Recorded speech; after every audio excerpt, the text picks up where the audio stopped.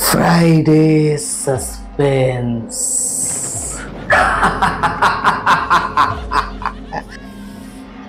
শুধুমাত্র মেডিটা লেজেন্ড ওয়াইটি চ্যানেলে। রাত 9টায় আসবে গল্পের ধারা, রহস্য, প্রেম আর হাসির খেলা সারা। আজকের নিবেদন লাহিড়ী মশাই। গাড়িটাকে গলির মুখে পার্ক করে ভদ্রলোক হাঁটা দিলেন ভেতরে। ঘর দুপুরবেলা, রোদ ঝলমল চারিদিক। দুপাশের বাড়িগুলোর নম্বর দেখতে দেখতে এক জায়গায় দাঁড়িয়ে পড়লেন তিনি। হাতের চিরকুটের সঙ্গে বাড়ির নম্বরটা মিলিয়ে রোয়াকের উপর উঠে চাপ দিলেন কলিং বেলে। কিছু পরেই মকর গাছের একটা ছেলে দরজা খুলে দাঁড়ালো। ভদ্রলোক বললেন, লাহিড়ী মশাই আছেন? সমূহ দেখা দিল ছেলেটির মুখে। সংক্ষেপে বলল, আছেন, বসুন, ডেকে দিচ্ছি। ভদ্রলোক ঘরের ভেতর পা রাখলেন, কিন্তু বসলেন না। ঘর ভর্তি সার সার আলমারিতে নানান বিষয়ের বই, সেইগুলি ঘুরে ঘুরে দেখতে লাগলেন। এক সময় তার কানে এলো, কাকে চাই? আমি লাহিড়ী। পিছু ফিরলেন ভদ্রলোক। সামনেই এক লম্বা দোহারা চেহারার মানুষ, মাথা ভর্তি একরাশ কাঁচা পাকা চুল, দুদিকে চোয়াল বেয়ে নেমে আসা সুন্দর এক মুখ দাড়ি, টিকালো নাকের উপর মোটা ফ্রেমের চশমা। সব খুঁটিয়ে দেখার পর ভদ্রলোক বললেন, আমায় চিনতে পারছেন? আমি বিজয়, বিজয় বোস, বোস অ্যান্ড সন্সের। আর বলতে হবে না, বসুন। অনেক দিনকার ছাড়াছাড়ি হলেও স্মরণ শক্তি আমার খারাপ নয়। তা কি ব্যাপার বলুন? একটা সেন্টার টেবিলকে মাঝে রেখে দুজনে এবার মুখোমুখি। বিজয়বাবু বললেন, বাবার মুখে আপনার কথা অনেক শুনেছি। আমার দুর্ভাগ্য, আমার আমলে আপনাকে কাছে পেলাম না। চুপ করে রইলেন লাহিড়ী মশাই। অনেকটা অন্যমনস্ক হয়ে পড়লেন। এই অনুযোগ বিজয়বাবু করতে পারেন। একটানা 12-13 বছর বোস অ্যান্ড সন্সের অ্যাকাউন্টস সামলেছেন, সেটা ওনার বাবার আমল। তারপর চাকরি আর ভালো না লাগায় চাকরিতে ইস্তফা দিয়ে ঘরে এসে বসেছেন। পড়াশোনা নিয়েই থাকেন, বিশেষ আকর্ষণ অপরাধ তত্ত্বের উপর। বলুন, হঠাৎ আমার কাছে কেন? বলছি, তবে তার আগে বলি, দয়া করে আমাকে আর আপনি বলে বলবেন না, ওতে আমার কুণ্ঠা বাড়ে। স্মিত হাসি দেখা দিল লাহিড়ী মশাইয়ের মুখে। বললেন, তা না হয় হলো, কিন্তু ব্যাপারটা কি? মুখ দেখে মনে হয় খুব একটা দুশ্চিন্তায় আছো। হাঁপ ফেলে বাঁচলেন বিজয় বোস। ভূমিকার প্রয়োজন হলো না বললেন, ঠিকই ধরেছেন, সত্যি খুব বিপদে পড়েছি। তা কিরকম? যতখানি জানি, আমাদের ফ্যাক্টরিতে যখন হাই টেনশন লাইন নেওয়া হয় এবং পাওয়ার ট্রান্সফরমার রুম তৈরি হয়, সে সময় বাবার পাশে পাশে আপনি ছিলেন। ঘাড় নাড়লেন লাহিড়ী মশাই। সেই লাইন আর ট্রান্সফরমার রুম এতকাল সেভাবেই ছিল। এখন ফ্যাক্টরি আরো বড় হয়েছে, ফলে নতুন পাওয়ার হাউস তৈরি করা এবং ট্রান্সফরমারটাকে সেখানে উঠিয়ে নিয়ে যাওয়ার প্রয়োজন হয়। কাজ শুরুও করে দিয়েছিলাম, কিন্তু এমন একটা ঝামেলায় পড়ে গেলাম যে সব কাজ বন্ধ রেখে ছুটে আসতে হলো আপনার কাছে। ঝামেলা কিরকম? পুরনো পাওয়ার হাউসের মেঝে খুঁড়ে ট্রান্সফরমার ওঠাতে গিয়ে আজ কুলিরা কাজ বন্ধ করে দেয়। আমি সেই সবে ব্যাংক থেকে ফিরছি, একটা বাজে খবর আমার কানে এলো। ছুটে গেলাম, দেখলাম সত্যিই তাই, মাটির তলায় একটা মানুষের কঙ্কাল। কি বললে? চোখ দুটো বড় বড় হয়ে উঠল লাহিড়ী মশাইয়ের। তারপর বাধ্য হয়ে সব কাজ বন্ধ রাখতে হলো। এমন ব্যাপার আমি আশা করিনি। কোন রকম পুলিশি ঝামেলা হওয়ার আগে ছুটে এসেছে আপনার কাছে। সে সময় আপনি তো ছিলেন। কি এমন ঘটেছিল যার ফলে ও জিনিস বেরিয়ে পড়লো ওখানে? আজ বাবা থাকলে এ প্রশ্ন আমি তাকেই করতাম। চিন্তার রেখা ফুটে উঠল লাহিড়ী মশাইয়ের কপালে। স্মৃতির ঘরে কয়েক মিনিট ঘোরাঘুরি করে বললেন, তেমন কিছু ঘটেছে বলে তো মনে পড়ে না। একটা কথা বলবো? মুখ তুললেন বিজয়বাবু। লাহিড়ী মশাই বললেন, তোমার যদি আপত্তি না থাকে আমি কি একবার দেখে আসতে পারি জায়গাটা? কি যে বলেন, এটা কি একটা কথা হলো? উঠে পড়লেন লাহিড়ী মশাই। তুমি বসো, আমি এক্ষুনি তৈরি হয়ে আসছি। কিছু পরেই বেরিয়ে পড়লেন দুজনে। গলিটুকু হেঁটে গিয়ে চড়ে বসলেন গাড়িতে। ঝড়ের বেগে গাড়ি ড্রাইভ করে বিজয়বাবু এসে দাঁড়ালেন ফ্যাক্টরির গেটে। অনেক কিছুর অদল বদল চোখে পড়লেও পুরনো আমলের একজন সুপারভাইজার সেখানে দাঁড়িয়েছিল। সসম্ভ্রমে লাহিড়ী মশাইকে নমস্কার করে বললেন, ভালো আছেন? হেসে মাথা নাড়লেন লাহিড়ী মশাই। সুপারভাইজারের দিকে তাকিয়ে বিজয়বাবু বললেন, এদের একটু অন্যত্র সরিয়ে নিয়ে যান। বুঝতেই পারছেন আমার একটা ডিসিশনে আসতে চাইছি। সে ভদ্রলোক কুলিদের নিয়ে সরে যেতেই লাহিড়ী মশাই পায়ে এগিয়ে এলেন। সামনে একটা বিরাট গর্ত খোঁড়া রয়েছে। ঘুরে ঘুরে দেখলেন সেটার চারপাশ। তারপর গর্তের ধারে জড়ো করা মাটির উপর বসে তাকালেন নিচের দিকে। দীর্ঘকাল মাটির নিচে চাপা থেকে প্রায় নষ্ট হয়ে যাওয়া একটা কাঠের বাক্স, তার ভেতর একটা কঙ্কাল হাঁটু মোড়া অবস্থায় আড়াআড়ি পড়ে আছে। লাহিড়ী মশাই এক দৃষ্টে তাকিয়ে রইলেন সেটার দিকে। অনেক পরে বিজয় বোসের মুখের দিকে তাকিয়ে বললেন, তোমার অফিসে ম্যাগনিফ্লাইং গ্লাস বা এই জাতীয় কিছু আছে? একটু ভেবে বিজয়বাবু বললেন, আছে, এনে দেব? দাও। বিজয়বাবু চলে গেলেন। গর্তের ভেতর নেমে পড়লেন লাহিড়ী মশাই। কাছ থেকে খুঁটিয়ে দেখতে গিয়ে কয়েকটা বোতাম তার চোখে পড়ল। বুঝলেন পরনের জামা প্যান্ট থেকে এগুলো খসে পড়েছে। ঝুঁকে পড়ে কয়েকটা কুড়িয়ে নেবেন, এমন সময় একটা রং চটা পোকা খাওয়া মানি ব্যাগ চোখে পড়ল। সেটাকে কুড়িয়ে নিয়ে উল্টে পাল্টে দেখে পকেটে রেখে দিলেন। তারপর কঙ্কালটার হাত আর পা নাড়াচাড়া করতে গিয়ে চোখে পড়ল বাঁ হাতের আঙুলগুলোর উপর মধ্যমায় ঝুলঝুল করে লেগে আছে একটা সোনার আংটি। দিনের আলোয় সেটার মিনে করা যে অক্ষরটা তখন জলজল করছে। আরো কি ঠিক তার পাশের তর্জনীটি নেই, একেবারে গোড়া থেকে কাটা। আংটিটা খুলে নিয়ে পকেটে পুরে নিলেন লাহিড়ী মশাই। বিজয় বোস ফিরে এসে দেখলেন লাহিড়ী মশাই নেমে গিয়েছেন গর্তের ভেতর। রিডিং গ্লাসটা তার সামনে বাড়িয়ে দিলে বললেন, এটাই হবে? খুব খুব। বলতে কি তখন আর লাহিড়ী মশাইয়ের কিছুরই দরকার ছিল না। যা দেখবার তা আগেই দেখা হয়ে গিয়েছিল। তবু বিজয়বাবুর সামনে কিছু দেখার ভান করে পরে একসময় উঠে এলেন ওপরে। বললেন, চলো এবার অফিসে গিয়ে বসা যাক। নিজের চেম্বারে ফিরে বিজয়বাবু বললেন, বলুন এখন আমার কি করণীয়? কিছুই নয়, কাজ বন্ধ রেখে কাল বিকেল পর্যন্ত একেবারে চুপচাপ বসে থাকো। মাঝখান না হওয়ার জন্য যে ব্যবস্থা নিয়েছো সেটাই ভালো, তবে ও বিষয়ে আরো সতর্ক হওয়া দরকার।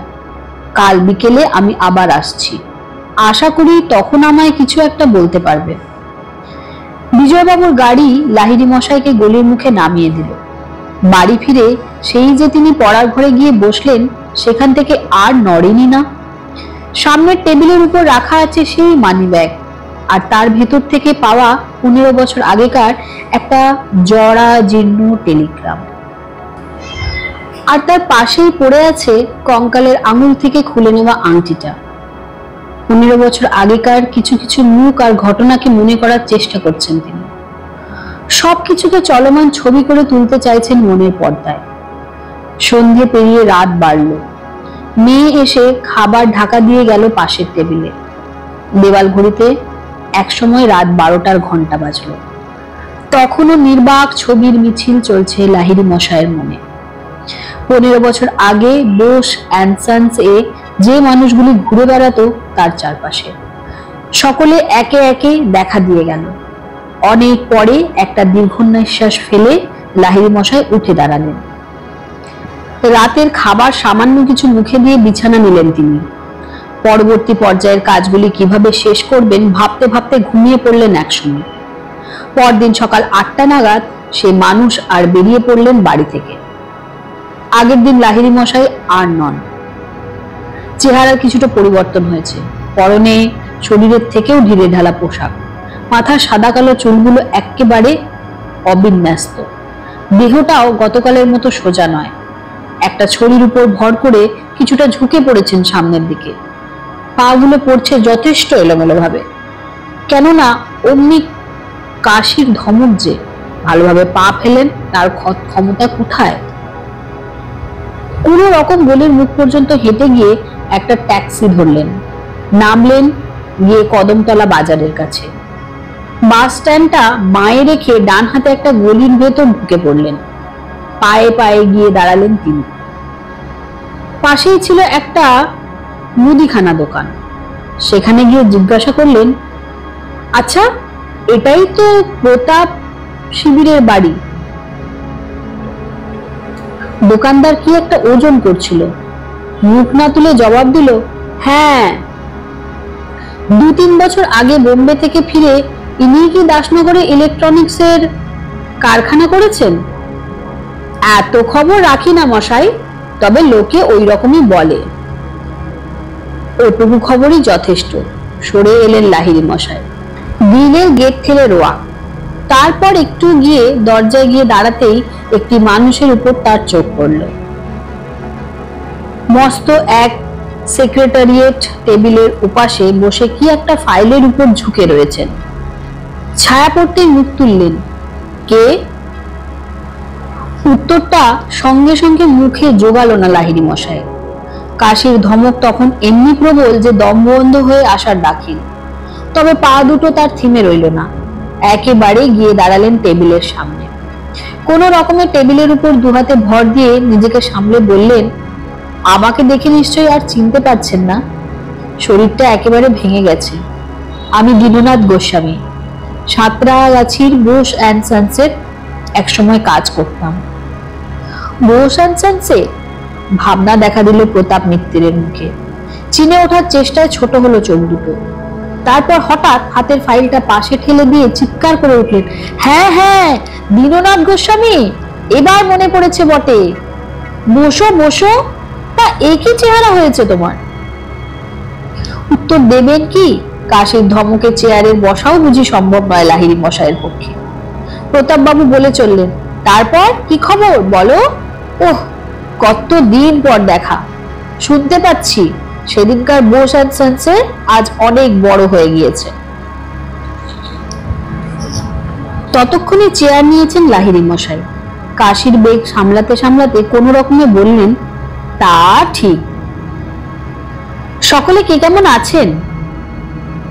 আপনি যাদের চিনতেন তারা আজ নেই।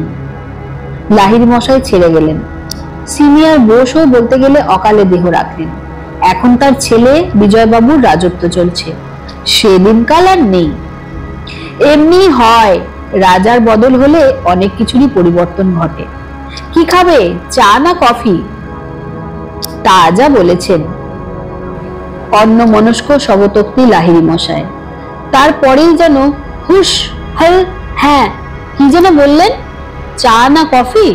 আমার দুটোই চলে, এখন আপনি যেটা পছন্দ করেন। প্রতাপ মিত্তির উঠে গেলেন ভেতর ঘরে। কিছু পরে ফিরে এসে নিজের চেয়ারে বসতে বসতে বললেন, পুরনো কথা সব অসময়ে প্রায়ই মনে পড়ে। আমি তোমাদের ভুলিনি। ভোলা কি এত সহজ নাকি? এবার নিজেই পুরনো কথায় চলে গেলেন লাহিড়ী মশাই। এক সময় আপনি তো ওখানকার সিনিয়র ইলেকট্রিক্যাল ইঞ্জিনিয়ার ছিলেন। হ্যাঁ, আর আপনার জুনিয়র ছিল সেই আঙুল কাটা জগন্নাথ বাবু। পেছনে লোকে যাকে বলতো ঠুটো জগন্নাথ। ঠিক বলেছ, তোমার মনে আছে দেখছি। থাকবে না? মানুষটা কি কম জ্বালাতন করতো সকলকে? যেমন বদমেজাজ তেমনি দুর্মুখ। একবার তো দেখেছি লাহিড়ী মশাইয়ের সঙ্গে প্রায় হাতাহাতি করার উপক্রম। চুপ প্রতাপ মিত্তির। লাহিড়ী মশাইয়ের মুখে তখন কথার ফোয়ারা।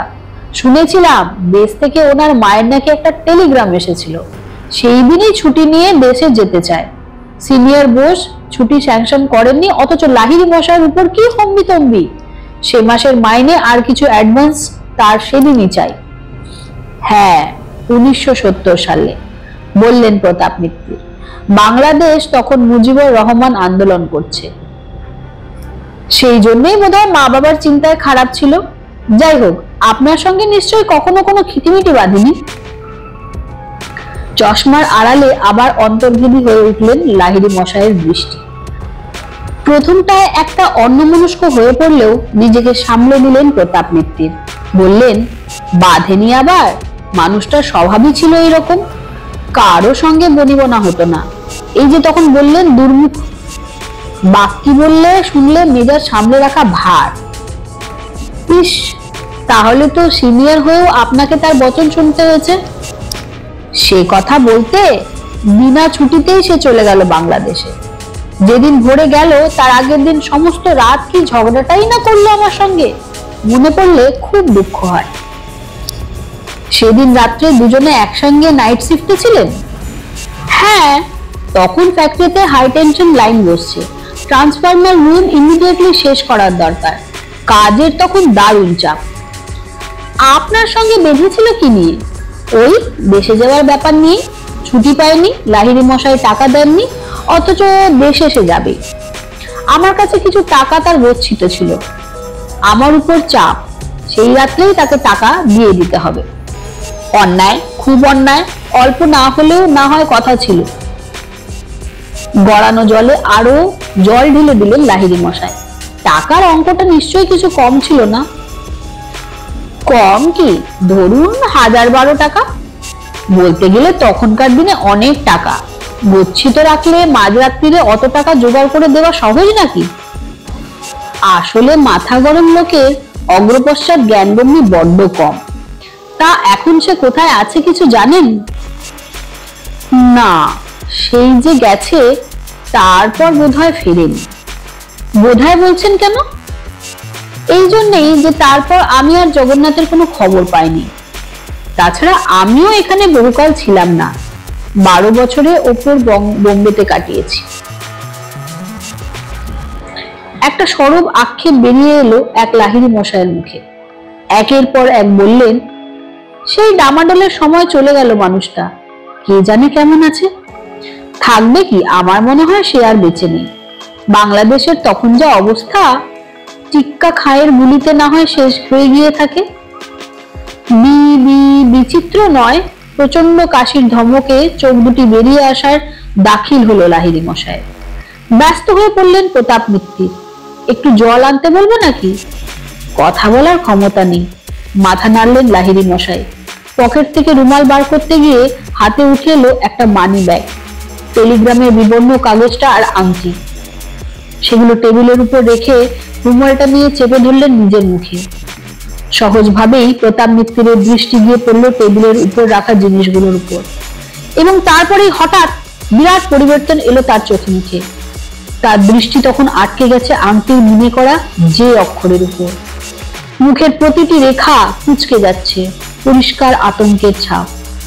বড় বড় চোখ, কুচকানো ভ্রু, কপালে বিন্দু বিন্দু ঘাম।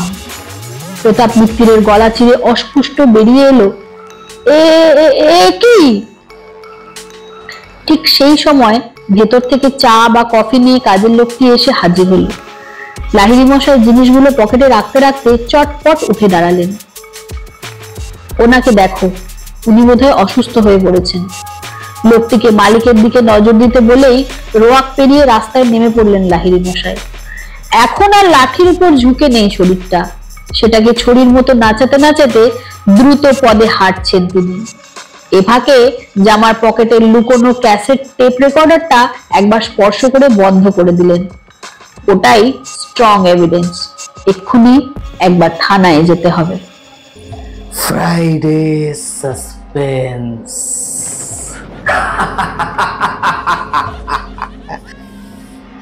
শুধুমাত্র মেডিটা লেজেন্ড ওয়াইটি চ্যানেলে।